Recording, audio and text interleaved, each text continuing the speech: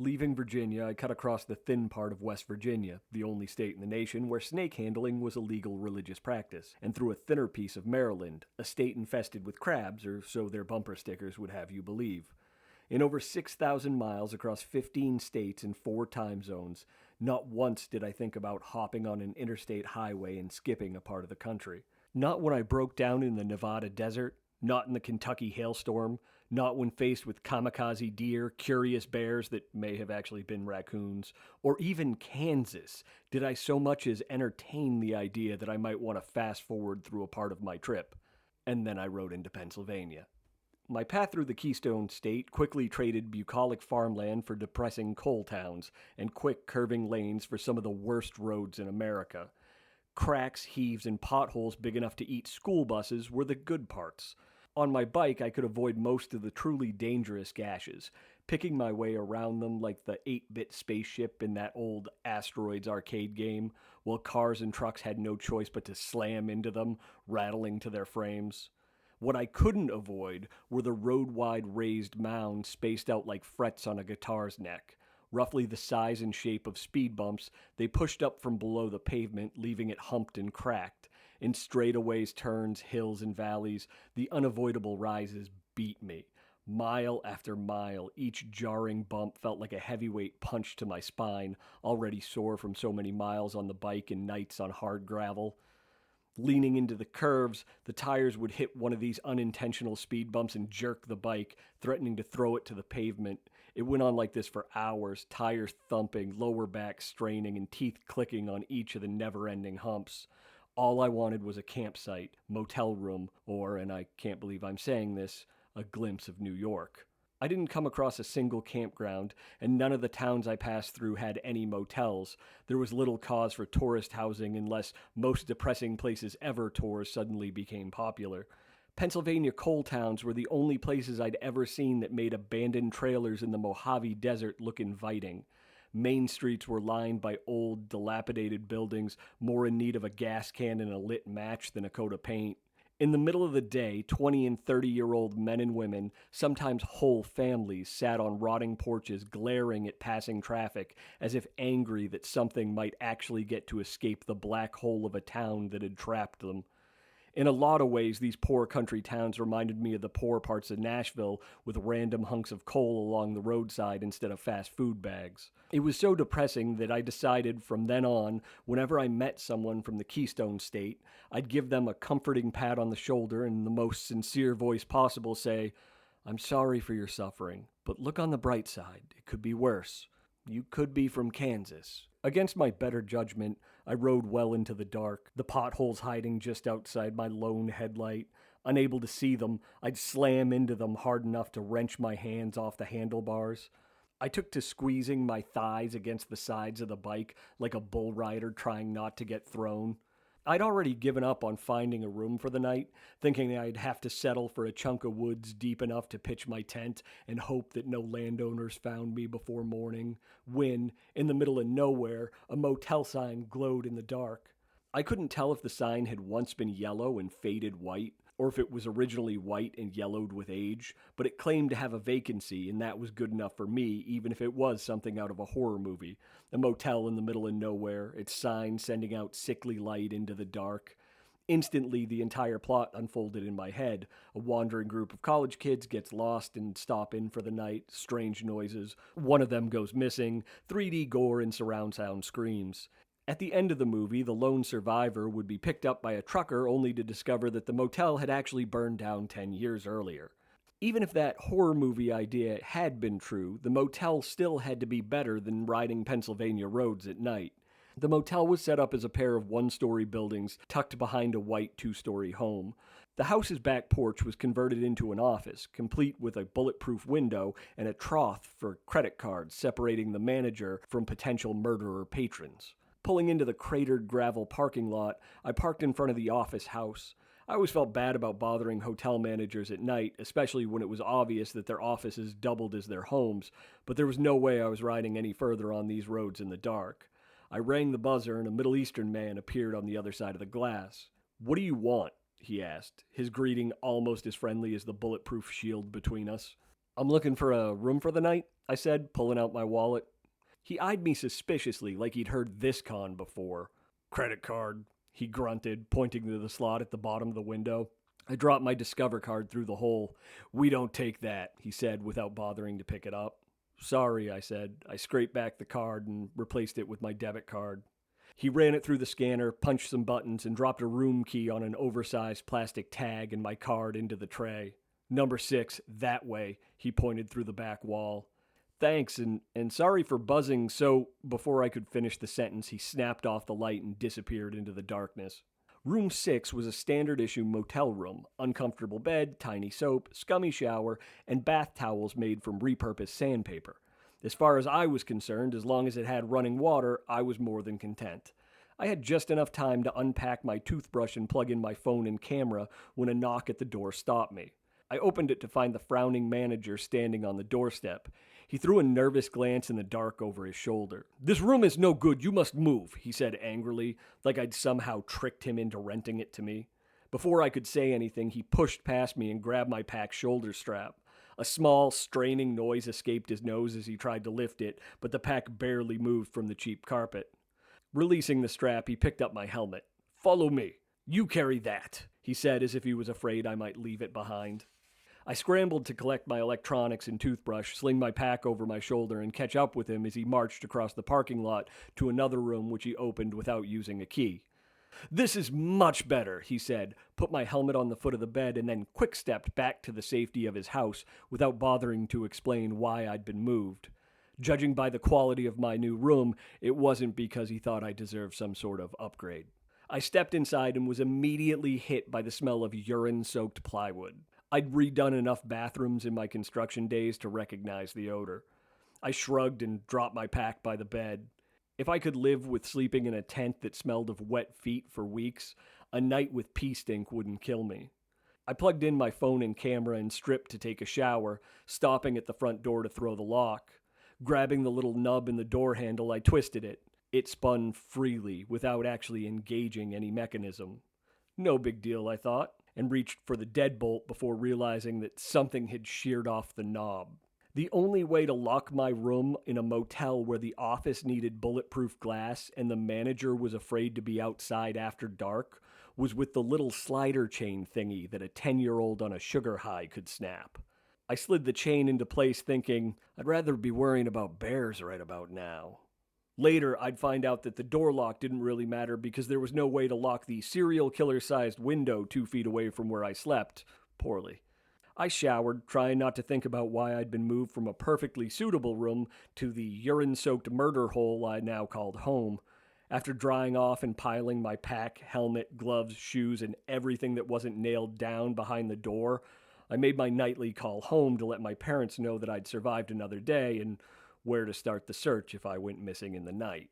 My oldest brother, visiting from Vermont, answered the phone. "Yeah, it's me," I said. I picked up the little plastic trash can, debating about adding it to the door pile. "You're still alive. I guess I owe Dad $20, he said.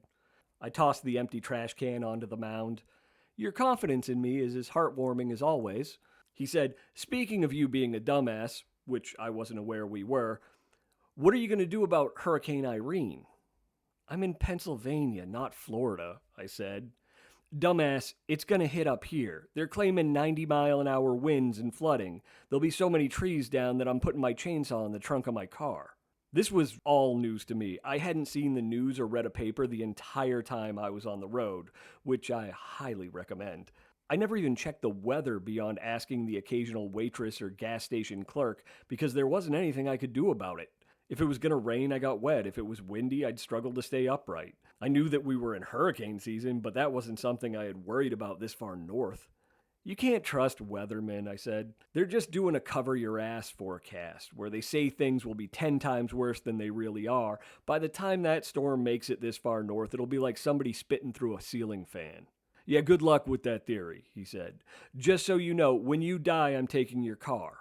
I'd say I was going to take your bike too, but I'm guessing that'll get ruined in the hurricane you're about to ride through. Can I talk to Mom now?" There was a rustle on the line as he handed over the phone, then my mother's voice. "Did your brother tell you about the hurricane?" I assured her that, assuming I wasn't murdered in the night, I'd be home the next day. In retrospect, mentioning my potential murder probably wasn't the most reassuring thing I could have said to my mother. In the morning, I did 100 miles of interstate highway, more than in all the other states combined, until I crossed into New York. Riding north and east, I pushed into the Adirondack Mountains, through the birthplace of America's Navy, which was surprisingly inland, and into Vermont, a state famous for being an upside-down and backwards New Hampshire. After the beating I'd taken from the Pennsylvania roads and fearing a storm that'd make my Kentucky ordeal feel like a light fog, I wanted to be home.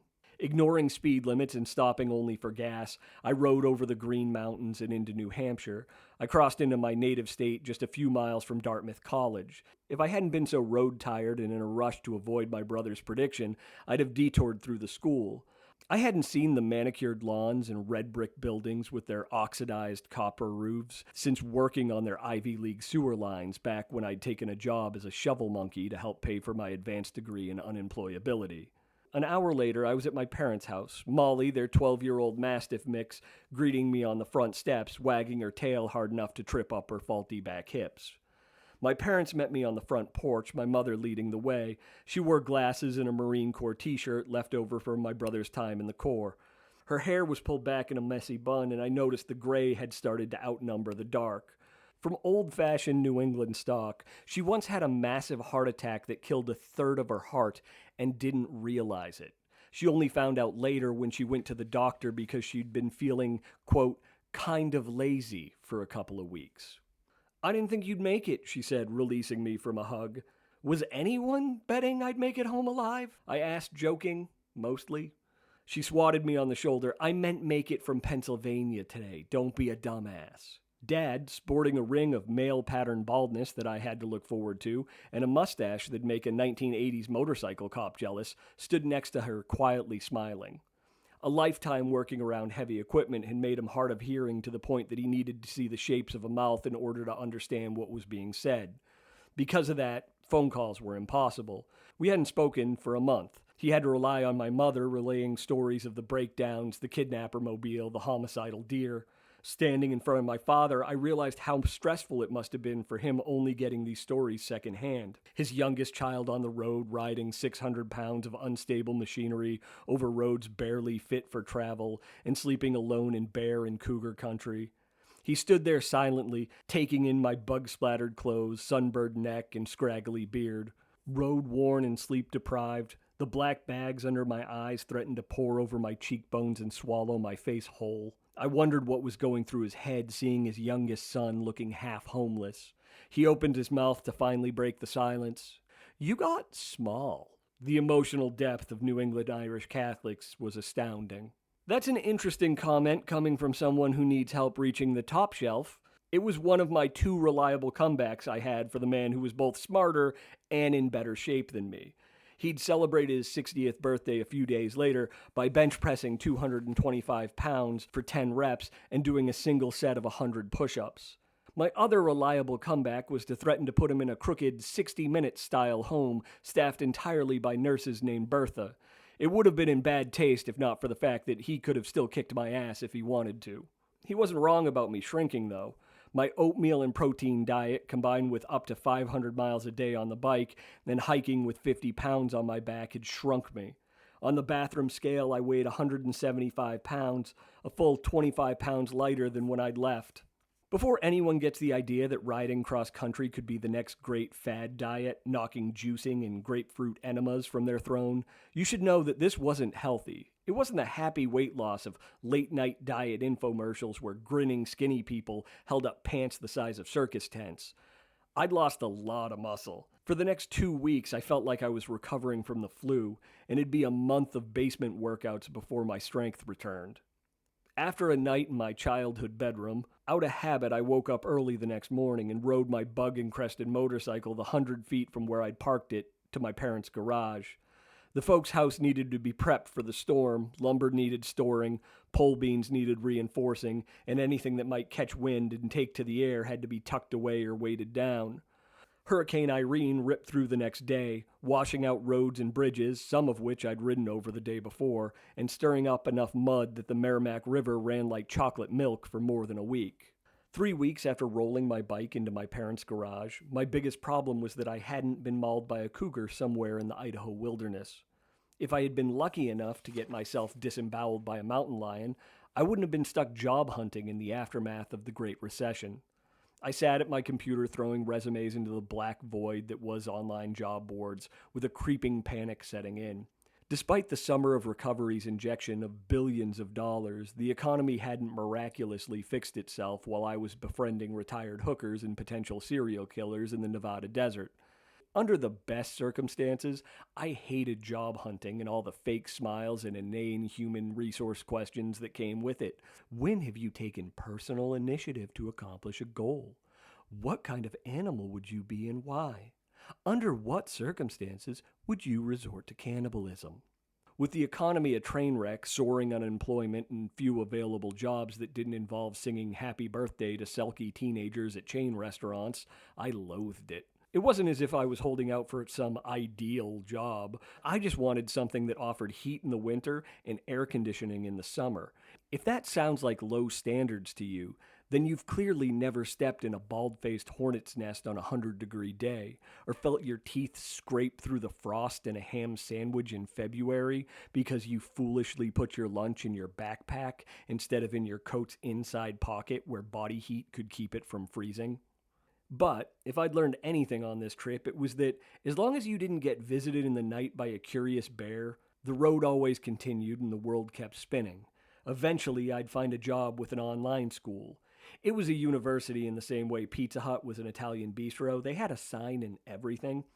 Over the years, I jumped from job to job, sometimes barely scraping by, sometimes making more money than someone who spent a month polishing a short story about a cage fighter in a children's dragon mascot costume had any right to expect.